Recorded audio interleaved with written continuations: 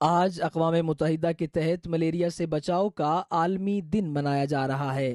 Malaria اینوفیلیز نامی ایک مادہ مچھر کے ذریعے پھیلنے والا مرض ہے۔ ایک اندازے کے مطابق اس مرض کی صحیح تشخیص نہ ہونے سے ہر سال دنیا بھر میں ملیریا کے 20 کروڑ کیسز سامنے آتے ہیں، جبکہ دنیا بھر میں سالانہ 4 لاکھ افراد اس بیماری کی وجہ سے زندگی کی بازی ہار جاتے ہیں، جن میں 2/3 تعداد 5 سال سے کم عمر بچوں کی ہے۔ اس دن اس بات کو یقینی بنایا جاتا ہے کہ لوگوں کو ملیریا اور اس کے متعلق پیدا شدہ خدشات اور غلط فہمیوں کے بارے آگاہی دی جائے۔